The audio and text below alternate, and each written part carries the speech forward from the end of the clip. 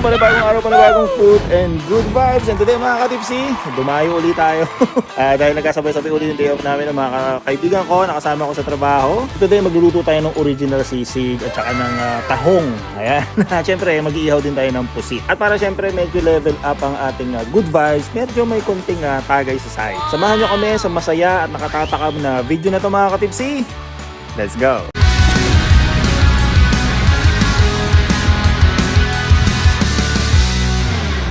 Mga katipsi, nandito tayo ngayon sa 99 Ranch Market. Diyan tayo bibili ng Ricardo para sa gagawin nating sisig. At saka siyempre sa mga ihaw-ihawin natin, ito may gusto kasing ihawin kasi parang Gino.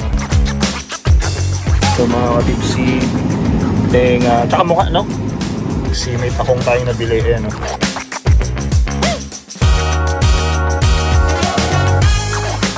Mga katipsi, dahil walang sili sa isang bilahan natin, dito naman tayo. Filipino store rin yata ito. Sa Paradise Valley Produce Market. Dito na bibili sila Gino ng mga gulay-gulay nila. Kaya ito na yung kalamansi tsaka sili natin. Ngayon naman bibili tayo ng ano bibili natin dito ni Gino? Gino? Corona, beer? Siyempre. Pwede mawala yun. Pang parelax lang? Oo, pa-chill lang. Dito ulit sa Ralph's. Dito na kayo bumili dati mga kapatid.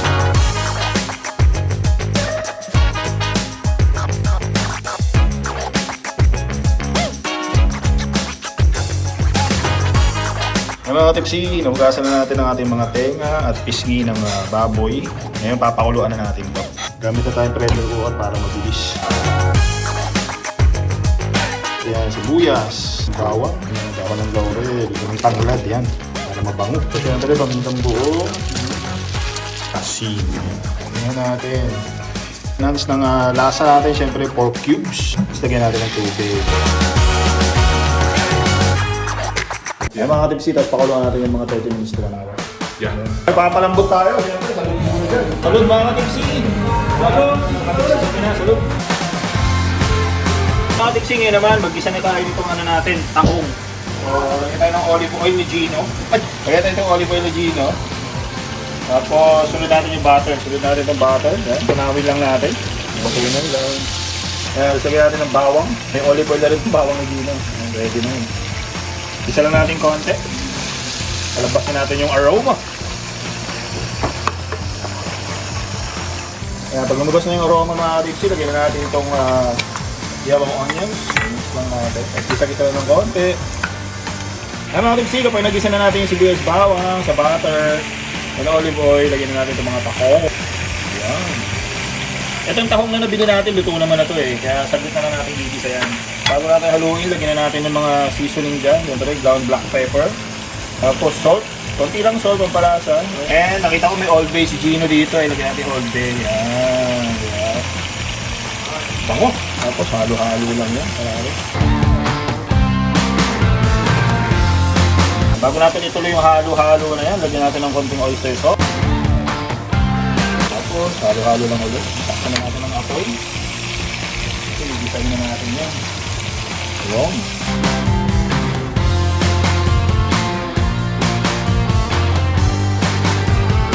mga tipsy, tapos habang pinapakuluan natin, lagyan natin ng brown sugar, no? Para may konting tamis.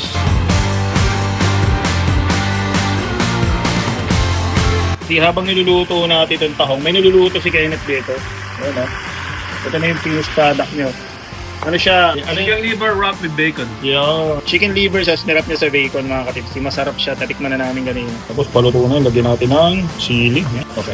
Yung mga katipsi, luto na to. Salin na natin sa bowl nila Gino. Para meron tayong dish na lasang dagat. Hindi ko lasang baboy. Bango. Tapos mga katipsi, itong ating pinalambot na baboy ay malambot na. Next naman, isihawin na natin yan.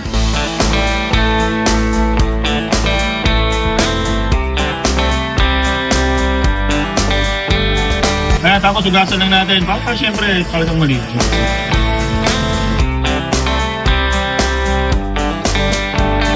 Ito, may minix na naman ng ating bartender. Sige, ano to pare? Jameson Ginger mga boss. Jameson Ginger? Yes, Yes, salud pare. Salud. Pagtimpla pare. Naalala ko sa pinsan ko. May pinsan ako sa Pilipinas, mahilig din mag-inom. Magaling sa mga timpla. Shoutout nga pala kay Egoy Palaboy, siyempre, Tip Curry. Mag-vlog ka na uli, huy. Simulan na natin mag-ihaw. Ilong. Ito. Ayan, ilong nose. Yan ang mga tips, lagyan natin ng stuffing yung iihawin natin pusit. Siyempre, sibuyas lang naman yan sibuyas. Basican lang natin to. Minsan yung basic, hindi yung masarap Tapos kamatis.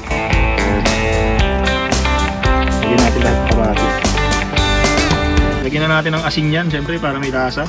Okay. Pamintang powder.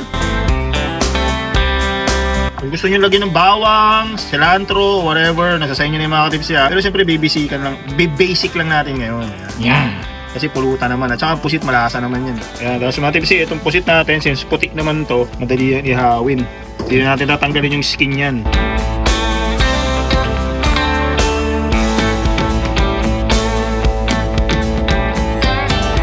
Tapos itong ulo, siyempre, babalik natin yan para buo. Yan, ready for ihaw na yan.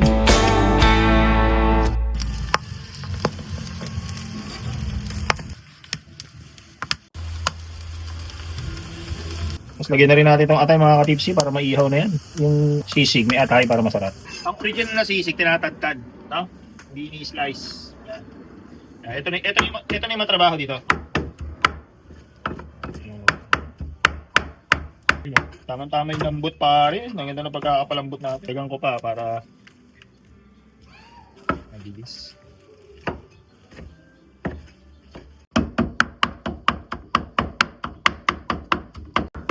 Yan o.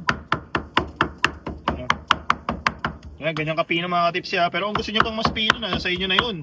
Pero masarap talaga sa sisig, pino. Yan. O, diba? Ayan o. Yan. Yan ang gagawin natin. Sa lahat ng to mga katipsi, balikan namin kayo pag titimplay na natin. Si Gino, niluluto niya pa yung iba dun Dami-dami tayo nabili.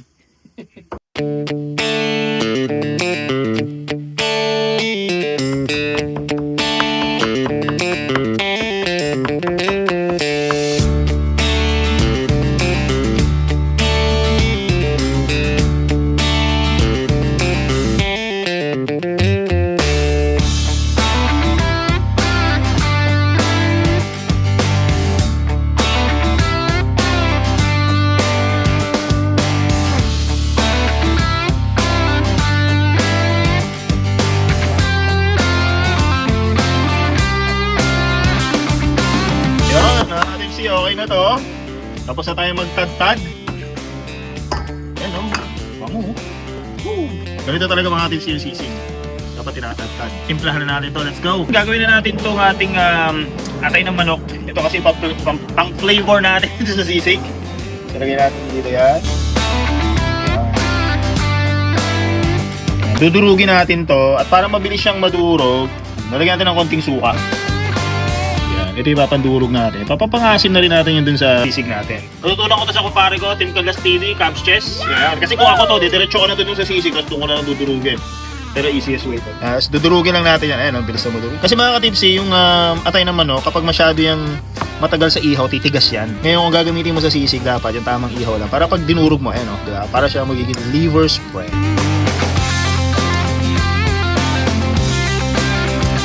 Ayan mga tipsi, lagyan na natin to. Yan. Palasa natin yan. Yung original sisig Kapampangan mga tips. Pero talagang atay ng manok. Nor seasoning, baka naman. Yun. Nor. Dami. Akala ko stopper. Okay lang yan. Lagyan ko ng nor seasoning. Medyo nabuhos ko ng konti kasi akala ko may stopper. Pero okay lang yan. Tapos sibuyas. Lagyan natin lahat yung sibuyas niyan. Kalamansi mga katipsi. Siguro sa ganito karami. Mga 10 kalamansi. Yan. Kasi yung sisig dapat maasim yan. Tapos asin mga katipsi, konti lang muna kasi yung meat natin ay alat na yan. Siyempre ground black pepper para may konting spice dyan. Yan. Tapos lagyan natin itong ating green chili para may kagat yung red chili. Yan. Tapos mix lang natin yan. Boom! Kailangan mahalong-mahalo yan mga katipsi para balance siyempre.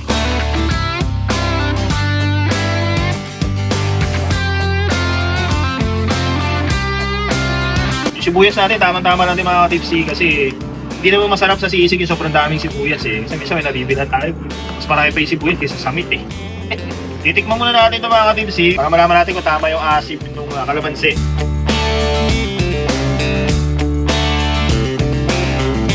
Yan ang ating authentic sisig. Ayan mga tipsi, in-adjust na natin, dinagdagan natin ng konting kalamansi at konting asin. At nakuha na natin yung flavor na gusto natin. Luto na ang ating sisig. Patapos na rin yung iniyaw ni paring Gino doon na pusit. Mga tipsi, tara! Kain tayo!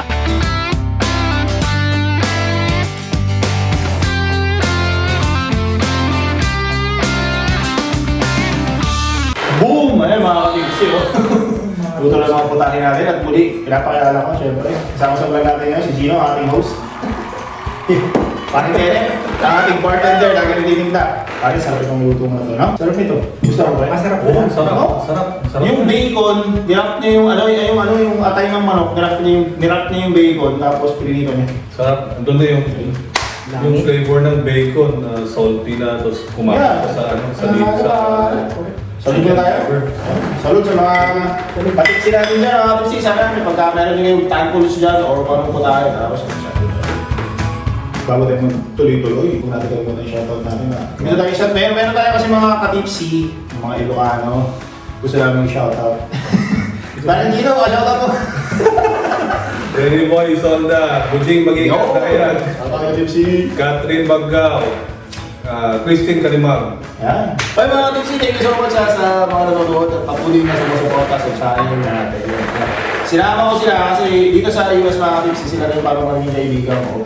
Ito, sama ko sa vlog din. Nahihiya kaya, alam mo. Pero mahihayin lang ito sa camera, pero tubo hindi. Correct. Nahihiya. Mabilis lang, para lang mamit niyo yung mga katipsi natin. Kasi nagkataon lang, nagkatagpo-tagpo yung schedule natin, no? Yeah, oo. Sa work kasi namin, iba-iba yung schedule namin. Ito, pang gabi to. Silang dalawa pang gabi, ako pang umaga. Shoutout UCSD Float Pool. Yo, UCSD Float Pool! Shoutout sa iyo dyan. Sana next time makasama kayo. No? Correct. Nag-i-invite kami. Yung mga iba gusto naman nila sumama. So, siyempre, yung mga paso. Dito kasi sa US, trabaho. Bahay. Sa Kailangan Pilipinas. ng outlet pa. Hindi na tulad sa Pilipinas, nakapang babae pa si Kenneth. Oo. Hindi, joke lang babae talaga. Pero nakakami sa Pilipinas mga kapag mga ganitong putahe. Ay, yung mga ang putahe natin yun, mostly ano to, Filipino food to eh. Ito lang talaga yung naiba yung kay Kenneth kasi medyo parang ano yung lasa niya. Parang mag-5-star restaurant. Pang restaurant talaga. Masarap pa rin ang combination ng ano. Hindi, totoo, pinili ko natin ko niyan. Honestly. Ang sarap ng combination ng bacon at saka ng atay ng manok. Next time, si Paring Gino naman yung yan. Kasi si Paring Gino sa Pilipinas pare. Tugigaraw, Cagayan. Oo, Ilocano? Magano, Ibarag, Itawes. Oo, ito ako, Manila Boy. Manila Boy. Sabi niya sa akin, taga Manila siya. Ako naman parang ako. Batang na. Laboy ka, Laboy. Laboy. Laboy. Manila Boy. Oo, Pangasinan ka, naging Ilocano ka rin. Teka lang, nag-Ilocano ka? Oo, naging Ilocano yan. So Manila ka, pero... Banawa. Nanawag ako, Pangasinan. Okay. Kaya pa nag-usap yung Ilocano. Shoutout sa mga katipsi nating Ilocano dyan. Pero siya lang Ilocano, alam ko tisoy eh.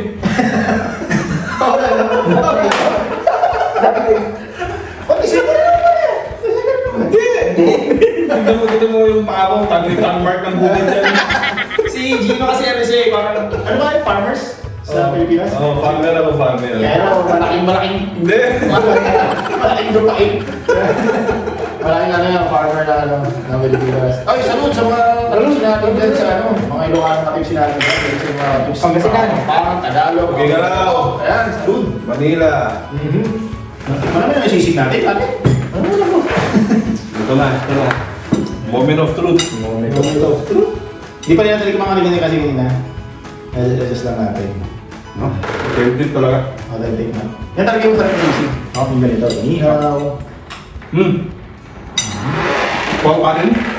Kanin rin. Kaya na, kaya na. Gangit. Ay, masarap din yung partner sa akin yan. Tapos nakasisling pa, no? Champion. Ito. Kasi, pwede rin. Yung may itlog kasi nasisig, hindi na siya yung parang authentic. Pero iba Bakit kaya nun eh? Yung may itlog yata is yung crispy sisig yun. Yeah. Pero masarap din yan. Ha? Marami na kasing version ng sisig yan eh. Marami na, iba-iba na. Yung iba nga, mayroon pang mayonnaise eh. Pero pala Ito sa na sa mga pang ako, ganito mismo. Inihaw. Doon na nilip na yung sarap mo. Yeah. Tapos ang tatanong lang sa'yo, ano lang, kung gano'ng karaming sibuyas. Kung gano'ng karaming sibuyas sa lagyan natin. Gano'n lang sila. Nandun na yung tenga talaga, tatap-tap yung sarap mo after ihaw. Isa sa masarap na pagkain ng Pilipino talaga. Sisig. Pero sa kanto yun. Kanto na. Kanto style. Oh, Kanto style. Sa kanto talaga nasisigaw. Actually, yung mga talagang sa totoo lang, yung mga street food, yun talaga masarap eh. No? Yung mga street food na niluluto lang sa... No, hindi siya commercialized. Ano talaga Yeah. home cook talaga. Yun. Home cook style. Dito kasi bihira yung mga street food. No? Hindi siya sa street food na Yeah. nasa street. Ah. Meron siya ng ano, Nasa may restaurant. designated na lugar sila kung doon lahat sila na. Mahigpit kasi sila sa ano dito, sa mga health. Eh yung street food kasi nasa labas talaga yun. Pumasok yung mga sasakyan, usok na sasakyan. Yung may goto, barbecue, nene. Yung totoong street food. Isaw. Nakakamiss lang. Isaw. Next time. Oy pare, mga laman loob, di ba? Mga Ilocano, mga fish na Oo, yun. Kayo ko lang, nakita natin kanina yung tumbong. Ayun. Yung Next barbecue. time mga kapatid, abangan nyo si parang Gino magluluto yan. Magtumbong tayo, barbecue. Yeah. Kanina kasi nagluto si parang Kenneth eh, pero masarap eh. Gino. Kaya nantakan namin kanina, balik nagluto ako. Next time, parang Gino. Salud ulit, salud ulit! Sunod. Nakakamiss na kayo yung mga kapitsi, buti nagluto sila dito. Alam mo ba, tatlong taon na ako dito sa Amerika, ngayon ako nagkaroon ng ano. Tropa dito sa US. Nakakamiss ng Pilipinas naman, no? Ano namimiss sa Pilipinas, by the way? Red Horse. Red Horse. Ay, totoo yan. Ang mahal ng Red Horse dito. No, yung mga, alak dito. Di ba, last vlog natin, nakita ko dati. Wala, basag ako sa Red Horse. Hard ako, gym. Yan, Ay! Jim.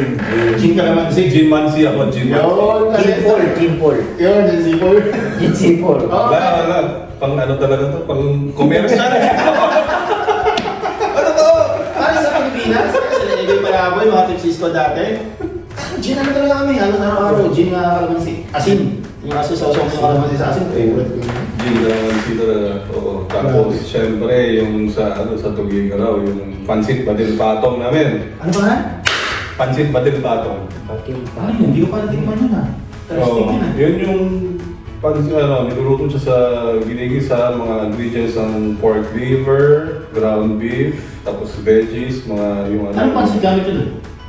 Homemade. Oh, talaga? Flat siya, flat yung noodles niya, Mickey. Oh, meaty. Oo. Tapos yung... Ba't inuto mo? Okay, next time. Hindi, next time. May marami pa naman susunod na mga. Meron sa Tugigaraw yung ano,